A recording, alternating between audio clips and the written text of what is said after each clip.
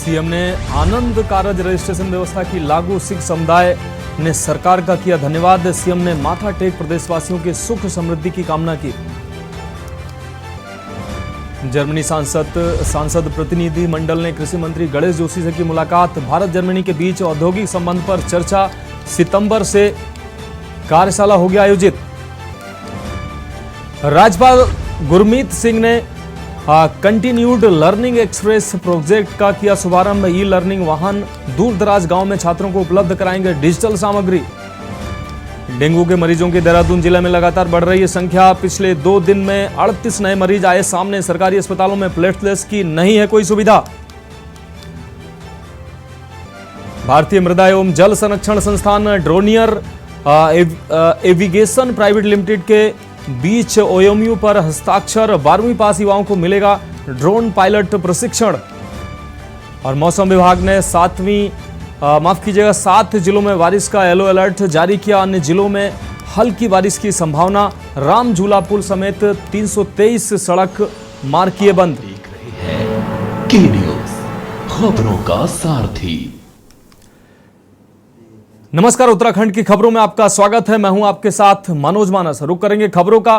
Pauri Srinagar road पर नेपाली मूल का एक युवक बेहोशी की हालत में पड़ा मिला है, जिसे पुलिस ने आनन फानन में जिला अस्पताल पौड़ी में भर्ती कराया है। पुलिस से चिकित्सकों ने युवक की नाजुक हालत को देखते हुए उसे हायर सेंटर श्रीनगर के लिए रेफर कर दिया और श्रीनगर से उसे हायर सेंटर जोली ग्रांट के लिए रेफर कर दिया गया है, जहां से एम्बुलेंस के माध्यम से वापस लाते समय युवक की देवप्रयाग के पास मौत हो गई। पुलिस के मुताबिक 15 अगस्त को नेपाली मूल का यह युवक श्रीनगर रोड पर बेहोशी की हालत में पड़ा मिला था।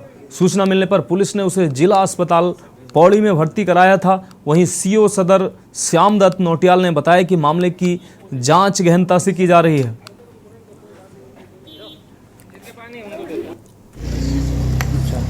मेरे बालक था क्या मेरे पिक्चर हॉल के पास पड़ा मिला रात 3 बजे, इसलिए ला के हॉस्टल में करा रखा था। और यहाँ दिखाया, यहाँ डॉक्टर ने बोला यहाँ नहीं होगा, अब ये जाओ श्रीनगर। और श्रीनगर जाने के बाद श्रीनगर डॉक्टर ने बोला अब ये क्या है दिल्ली ले जाओ और इसकी इलाज कहीं नहीं है। अब जिसने भी बोला कि इसको मारा ही है डॉक्टर ने, और दिल्ली डॉक्टर को अच्छे डॉक्टर को दिखाया है।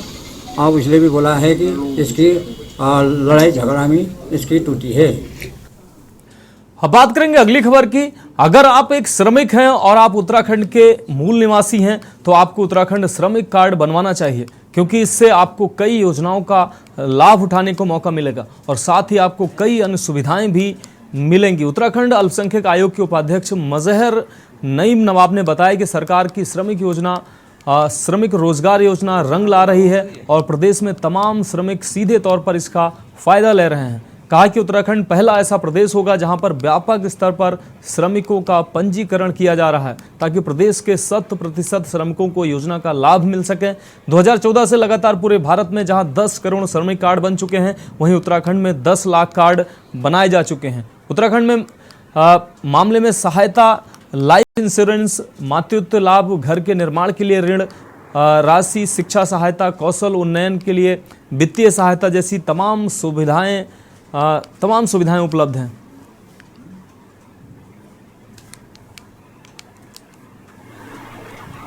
देखिए, जो हमारी श्रमिक भारत सरकार की श्रमिक रोजगार योजना है, उसको पूरी तरीके से भारत सरकार ने नए उसमें जो है शुरू किया है और 2014 से लगातार उस पर जो काम किया गया है, आज उसमें हमारे पास से पूरे भारत में लगभग 10 करोड़ लोग जो है श्रमिकों के कार्ड बने हैं और उत्तराखंड में लगभग 10 लाख श्रमिकों के कार्ड बने हैं और उन श्रमिकों को हम पूरी तरीके से जो रोजगार के रूप में काम देना चाहते हैं। अगली खबर रुड़की से है, जहां आर्मी कैंट के मार्ग बंद करने से ग्रामीण परेशान हैं। आर्मी कैंट के नजदीक बसे भंगेड़ी गांव के निवासियों को आर्मी द्वारा कोविड काल में बंद किए गए मार्ग से परेशानियों का सामना करना पड़ रहा है। अपनी इन्हीं समस्याओं को लेकर भंगेड़ी गांव की पूर्व आर्मी परिवारों की महिलाएं वरिष्ठ राज्य आंदोलनकारी भावना पांडे से मिलकर समस्याओं के निराकरण की अपील कर रही हैं, जिस पर भावना पांडे ने अपनी ओर से हर संभव प्रयास करने का आश्वासन देते हुए आर्मी कैंट के अधिकारियों से अपील की है कि वह जन भावनाओं को ध्यान में रखते हुए रास्ते को खोल दें, ताकि उन्हीं के बीच से आए पूर्व आर्मी कर्मचारियों के परिवारों को तकलीफ ना हो। और आज हमारे 3 साल से ये समस्या चल रही है गेट की, जो आज ये बंद करके बैठ गए हैं और आज हमारा क्या बोलते आने जाने का रास्ता किया, और हम लोग आज सुरक्षित महसूस करते हैं अपने को। हम लोग ये पूरे गांव के एरिया से निकलते हुए जाते हैं, जहां हमारा 7 मिनट का रास्ता था वहां हम 1 घंटे का रास्ता लंघ के जाते हैं। तो आज हम जो बहू बेटियां हैं, हम लोगों की इतनी समस्या हो गई है कि हम शाम के टाइम पे ना बाहर नहीं निकल सकते हैं, क्योंकि हम आज सुरक्षित हैं। और क्या बोलते हैं हमारे बच्चे जो हैं स्कूल छोड़ के बैठ चुके हैं। देखिए लोगों की समस्याएं क्या है, ये खानपुर विधानसभा का बंगड़ी गांव है। तो ये जब से गांव था, आर्मी बाद में आई, गांव तो पुराने हैं, 7 रास्ते हैं नक्शे में, और ये अभी कोरोना टाइम तक ये 2 रास्ते खुले हुए थे। तो कोरोना का बहाना करके इन लोगों ने रास्ता बंद कर दिया, और उसके बाद लगातार ये रास्ते बंद हैं। तो ये इनको टाल रहे हैं, कभी कुछ कभी। अभी इन लोगों को पेंशन लेने के लिए भी इतनी दिक्कत होती है, और यहाँ पर बुजुर्ग लोग हैं, और बुजुर्ग लोग जो है अपना इलाज के लिए नहीं जा सकते। 3.5-4 किलोमीटर का रास्ता है। जवान लड़कियाँ नौकरी नहीं कर रही हैं, क्योंकि कैसे जाएं, क्योंकि जंगल का रास्ता है। हम ही भटक गए यहाँ पर आते हुए, आप भटक गए, तो इन लोग कैसे जाएंगे 3.5-4 किलोमीटर। कई लोग नौकरी छोड़ चुके हैं, ये महिलाएं सब घर बैठ गई। रुक करेंगे अगली खबर का। जनपद उधम सिंह नगर के काशीपुर में नदियों का जलस्तर लगातार बढ़ रहा है, और बढ़ते जलस्तर ने लगभग आधा दर्जन से ज्यादा अधिक घरों को जमींदोज भी कर दिया है, जिनकी वीडियो भी सोशल मीडिया पर जमकर वायरल हो रही हैं। साथ ही नदी किनारे बने 12 घरों में दरारें बननी शुरू हो गई हैं। प्रशासन ने राहत कोष टीम लगाकर लोगों की मदद करनी शुरू कर दी है। इसके साथ ही नदी किनारे पिंचिंग का कार्य भी शुरू कर दिया गया है। आसपास के घरों को खाली करवा लिया गया है।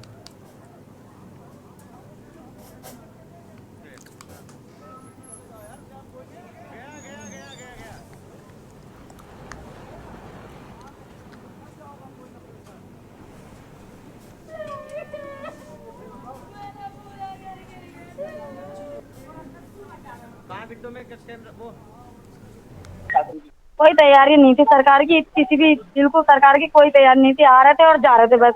रात को 1 बजे हमारा घर गिरा, 1-1:30 बजे।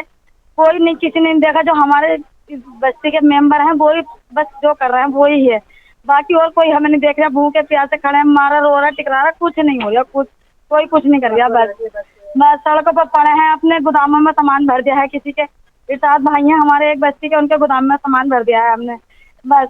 और कुछ ये रोड पर पड़ा है, कुछ इधर पड़ा है, यही हो रहा है और कुछ नहीं हो रहा है। वो कुछ कह ही नहीं रहे। रात उनके सामने बिल्डिंग गिर गई है, बच्चों को भगा दिया है मार मार के, हमारा घर टूट गया। उन्होंने जब भी हमसे कुछ नहीं कहा है, आनके ये नहीं कहा है कि चलो तुम्हारा घर गिर गया है, हम तुम्हें लेके चल रहे हैं, कहीं जगह दे रहे हैं। उन्होंने हमसे कुछ नहीं कहा है आनके। हम तो खुद ही अपना भी जगह अपनी ढूंढ ली है हमने, जहाँ भी हम पड़े हैं रोडों पे। हमारी कोई सहायता करने के लिए तैयार नहीं है। 2-4 दिन से काफी बरसात हो रही है, शाम तक बरसात हुई है। तो देखा होगा आपने, जो है यहाँ पे बाढ़ की स्थिति बनी हुई थी, पानी काफी आया था, जिसमें जमींदोज हो गए हैंगे, और कुछ में जो है दरारें भी आ गई हैं। तो हमारा सर्वप्रथम देखिए जनहानि, सबसे प्रथम हमारा काम होता है जनहानि कोई ना हो पाए। और अभी तक हम जो है 24 घंटे यहाँ पर नजर बनाए रखे हैं। तो जिलाधिकारी महोदय भी और हमारे प्रदेश अध्यक्ष भी आए हुए हैं, और मैं स्वयं यहाँ पे जो है देर रात तक यहीं पर रहता हूँ। और अभी अब पत्थर का भी इंतजाम हो गया है, पत्थर की पिचिंग भी बन रही है, और एक पोकलैंड और मंगाई है। 2 जेसीबी हमारी चल रही हैं, तो थोड़ा पानी का डाइवर्ट हो जाएगा, तो जिससे कि मंदिर है या और जो मकान है जो क्रैक हो चुके हैं उनको जो है बचाया जाए। उत्तराखंड की खबरों में वक्त एक ब्रेक का है, जल्द हाजिर होंगे। आप देख रहे हैं के न्यूज खबर। ब्रेक के बाद एक बार फिर से आपका स्वागत है। खबर नैनीताल से है, जहां उत्तराखंड हाईकोर्ट ने ज्योति काला टूर एंड ट्रेवल्स के फर्जी बिलों के आधार पर किए गए भुगतान को लेकर दायर याचिकाओं पर सुनवाई की है। सुनवाई में न्यायमूर्ति शरद कुमार शर्मा की एकल पीठ ने राज्य सरकार से प्रकरण में हुई अब तक की कार्रवाई के बारे में जवाब दाखिल करने को कहा है। मामले की अगली सुनवाई के लिए हाईकोर्ट ने 1 सप्ताह बाद की तिथि नियत की है।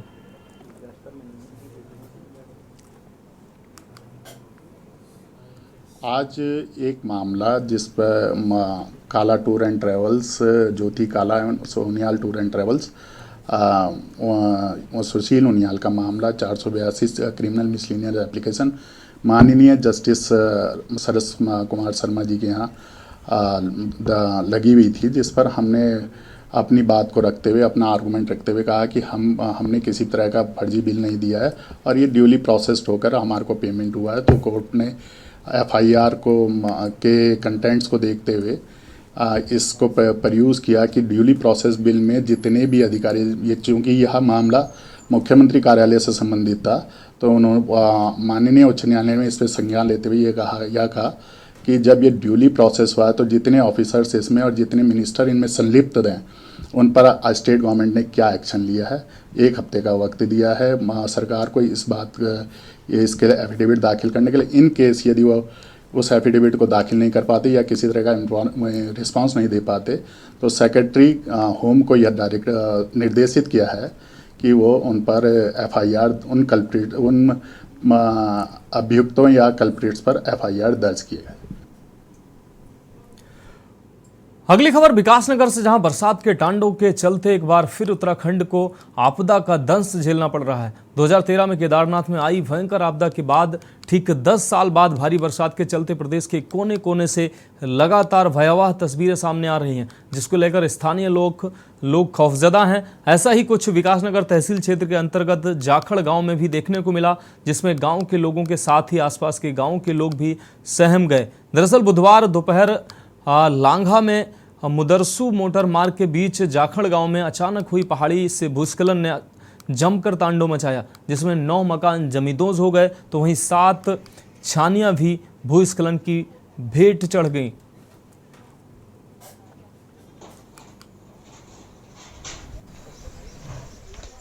ये हमें डाकबतर चौकी इंचार्ज द्वारा बताया गया कि एक लैंडस्लाइड हुआ है जाखड़ गांव में, जो तहसील विकासनगर क्षेत्र के अंतर्गत आता है, और इसकी सूचना मिली थी हमें 3:15 पर। तुरंत टीम मेरे हमरा रवाना हुई और मौके पे जाकर देखा कि पूरा ही गांव उसके जद में आ रखा है। और जब हमने उसका मुआयना किया तो उसमें लगभग 9 परिवार, 9 घर जो ऐसे थे जो बिल्कुल जमींदोज हो गए थे, और बाकी घरों में दरारें आई है और पूरा ही गांव उसमें इफेक्टेड हुआ है। और हमारे द्वारा एसडीआरएफ के द्वारा सभी लोगों को सुरक्षित निकाला गया और जो कुछ जानवर फंसे हुए थे उनको भी।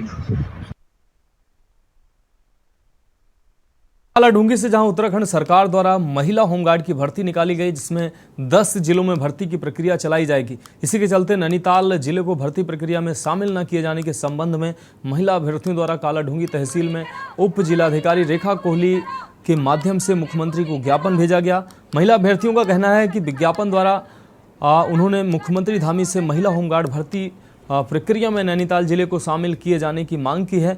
आगे महिला अभ्यर्थियों का कहना है कि नैनीताल जिले को भी भर्ती प्रक्रिया में शामिल न करके उनके साथ भेदभाव किया जा रहा है।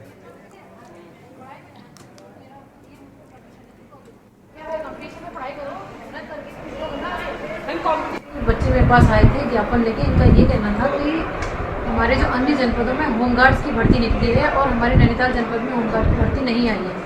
मेरे द्वारा इनका ज्ञापन दिया गया है और संबंधित विभाग को भेजा जा रहा है। माननीय मुख्यमंत्री जी को संबोधित है, वहाँ पर प्रेषित किया जाएगा। मुख्यमंत्री जी को उप जिलाधिकारी द्वारा ज्ञापन देने आए हैं होमगार्ड भर्ती संबंध में। हमारी मांग सिर्फ इतनी है, सबसे पहले तो हमारे जिले को होमगार्ड भर्ती से वंचित किया गया है, फिर बाकी जो 10 जिलों में भर्ती आई हुई है उसमें हमें आवेदन करने से भी वंचित किया जा रहा है। हम लोग सिर्फ इतना चाहते हैं कि जिन 10 जिलों में भर्ती आई हुई है हमें उसमें आवेदन करने से वंचित ना किया जाए। तो खबरों में वक्त एक ब्रेक का है, जल्द हाजिर होंगे। आप देख रहे हैं के न्यूज खबरों का। ब्रेक के बाद एक बार फिर से आपका स्वागत है। बढ़ेंगे अगली खबर की ओर। खबर देहरादून से है, जहां डेंगू का खतरा लगातार बढ़ता जा रहा है। बुधवार को दून में डेंगू के सर्वाधिक 30 केस सामने आए, जबकि 15 अगस्त को 8 लोगों में डेंगू की पुष्टि हुई थी। डेंगू के मरीज बढ़ने के साथ ही अस्पतालों पर भी दबाव बढ़ने लगा है। स्वास्थ्य विभाग की ओर से जारी रिपोर्ट के मुताबिक बुधवार को सबसे ज़्यादा 16 मरीज महंत इंद्रेश अस्पताल में भर्ती किए गए, जबकि 1256 लोगों के डेंगू टेस्ट किए गए। डेंगू से 14 लोग स्वस्थ हुए हैं, उन्हें अस्पताल से छुट्टी दे दी गई है। देहरादून में अभी तक डेंगू के कुल 240 केस सामने आ चुके हैं।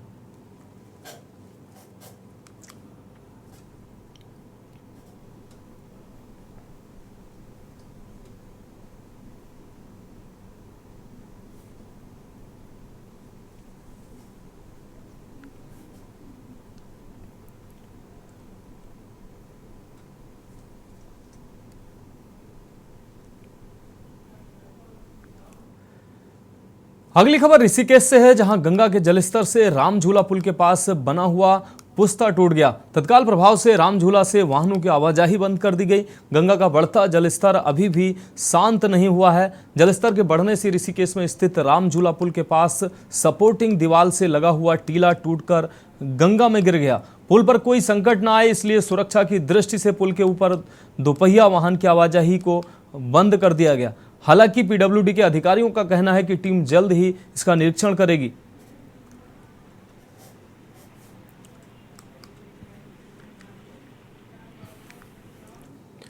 खबरों का अगली खबर का उत्तराखंड कांग्रेस ने आरोप लगाया है कि सरकार बद्रीनाथ में मास्टर प्लान के नाम पर स्थानीय तीर्थ पुरोहितों और व्यापारियों का उत्पीड़न कर रही है। मुआवजा दिए बिना लोगों के घरों और दुकानों को तोड़ा जा रहा है। आपको बता दें कि कांग्रेस भवन में आयोजित पत्रकार वार्ता में प्रदेश उपाध्यक्ष संगठन मथुरा दत्त जोशी ने कहा कि नोटिस दिए बिना व्यापारियों और तीर्थ पुरोहितों के निर्माण तोड़े जा रहे हैं। यदि मास्टर प्लान के तहत सरकार को जमीन की जरूरत थी तो पहले लोगों को विश्वास में लिया जाना चाहिए था। उचित मुआवजा और विस्थापन के बाद यह काम किया जाना चाहिए था, लेकिन सरकार ने एक तरफा कार्रवाई करते हुए लोगों के सामने रोजी रोटी का संकट खड़ा कर दिया है। उन्होंने कहा कि तीर्थ पुरोहित इसके लिए 1.5 साल से आंदोलनरत हैं।